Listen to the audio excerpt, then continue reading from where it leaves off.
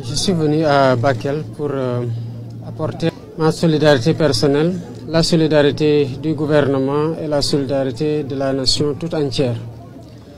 Je veux dire aux victimes de cette situation assez difficile que nous sommes à leur côté. Nous pensons à eux et nous agissons pour leur apporter le réconfort nécessaire sur tous les plans. La situation telle que décrite est assez difficile, il faut le noter, mais il faut saluer en même temps la réactivité du gouvernement à travers les autorités ministérielles concernées qui se sont déplacées déjà dans cette région. Je veux nommer le ministre de l'Intérieur accompagné du ministre de la Famille et des Solidarités. Le ministre de l'Hydraulique en voyage prévoit de se rendre très prochainement dans la zone aussi. Et de noter aussi la mobilisation des forces de défense et de sécurité qui ont réussi à installer dans les délais records un hôpital militaire de niveau 1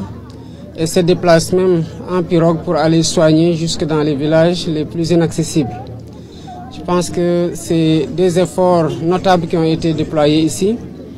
La situation sur le plan de l'assistance des vivres,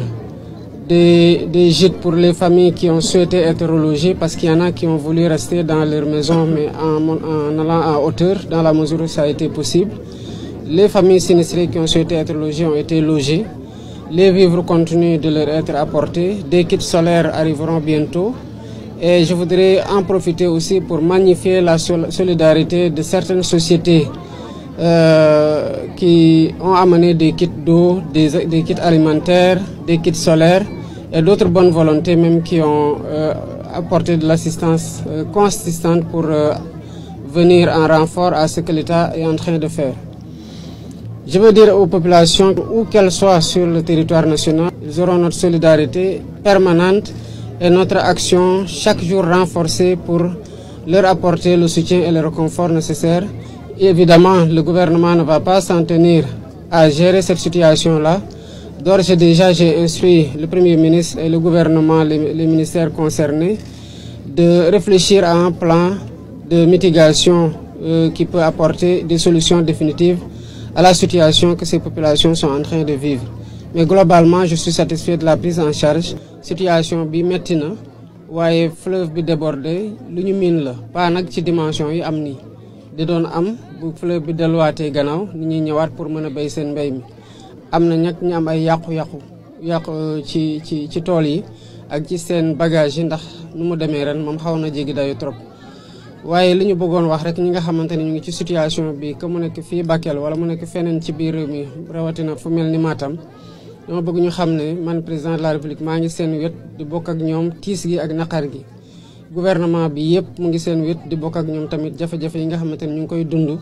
te foog naa ne bu ci ñoon nekkee seen wet mel na ni askanu Sénégal yëpp a ngi nekk seen wet di leen naqarlu situation waaye tamit di leen jàppale.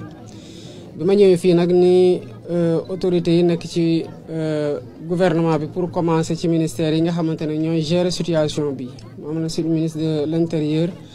ministre de la Famille et des Solidarités, ministre de l'Hydraulique et de l'Assainissement waaye tamit ministre des Forces armées ñi nga xamante ne lépp lu war ci taxawu def nañu ko bu mu mat sëkk ndax bu mu xewee rek le gouvernement bi dégager enveloppe bu njëkk pour ministre yi ñëwoon xool am nu ñuy jàppale ñi nga xamante ne fekk nañu leen ci jafe-jafe waaye bu ñu gisee ne situation bi gën na jéggi dayoo noonu gën nañ mobiliser ay yeneen ressources yu gën a am solo pour gën a mën a jàppale ñi nga xamante ne am nañu ay yàqu-yàqu fii ci Bakel ak ci département Matam waaye jàppandal gi dina weesu rek jox leen maanaam fi ñu tëdd ci nekkagum fi bu le temps que ñu mën a dugaat seen kër yi ndax fu mu toll nii armée bi ni ngeen ko xamee defar na benn hôpital militaire bi ñuy wax hôpital militaire de niveau 1 waaye terewul puisque askan wi am nañ jafe-jafe ñëw ba ci hôpital yi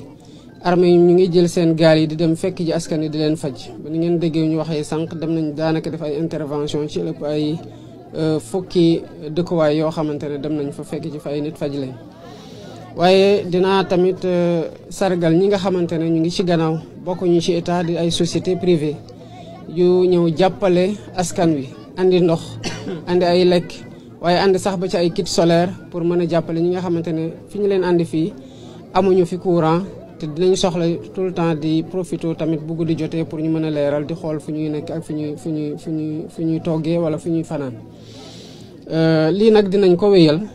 le temps que ñu situation bi delluwaat ci situation normale bi